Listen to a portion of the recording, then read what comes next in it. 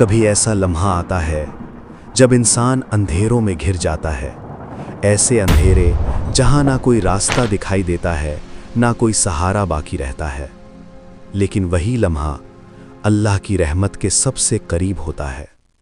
یہ کہانی ہے ایک نبی کی، ایک دعا کی اور 3 تہوں میں چھائے اندھیروں سے نکلنے کی۔ یہ کہانی ہے حضرت یونس علیہ السلام کی۔ حضرت یونس علیہ السلام کو اللہ تعالیٰ نے ایک قوم کی طرف بھیجا جو نافرمانی اور انکار میں حد سے بڑھ چکی تھی۔ انہوں نے اللہ کے پیغام کو جھٹلایا اور مسلسل تنبیہ کے باوجود باز نہ آئے۔ حضرت یونس نے برسوں تک صبر، حکمت اور اخلاص کے ساتھ انہیں اللہ کی طرف بلایا، مگر جب انکار بڑھتا گیا اور کوئی اثر دکھائی نہ دیا تو ایک لمحے میں حضرت یونس اپنی قوم کو چھوڑ کر بغیر اللہ کے حکم کے روانہ ہو گئے۔ یہ ایک نبی تھے، لیکن نبی بھی اللہ کے حکم کے پابند ہوتے ہیں۔ حضرت یونس سمندر کی طرف پہنچے اور ایک کشتی میں سوار ہو گئے۔ قرآن بتاتا ہے کہ کشتی بوجھ سے بھر چکی تھی اور قرآن اندازی کی گئی۔ قرآن حضرت یونس کے نام نکلا، ایک نہیں 3 بار، اور یوں حضرت یونس کو سمندر میں ڈال دیا گیا۔ اسی لمحے اللہ کے حکم سے ایک عظیم مچھلی انہیں نگل گئی۔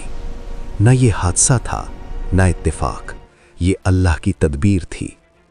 اب حضرت یونس 3 اندھیروں میں تھے، رات کا اندھیرا، سمندر کا اندھیرا اور مچھلی کے پیٹ کا اندھیرا۔ وہاں نہ کوئی آواز تھی، نہ کوئی سہارا، نہ کوئی امید سوائے اللہ کے۔ اسی گہرے اندھیرے میں حضرت یونس کے دل سے وہ دعا نکلی جو قیامت تک ہر ٹوٹے دل کی امید بن گئی۔ لا الہ الا انت سبحانک انی کنت من الظالمین۔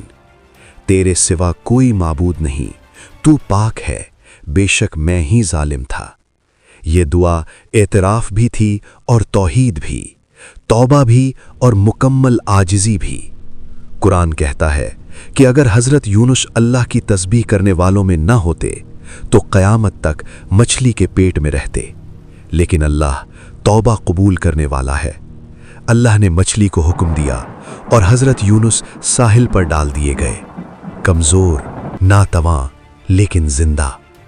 اللہ نے ان پر ایک بیلدار درخت اگا دیا تاکہ سایہ، شفا اور سکون ملے۔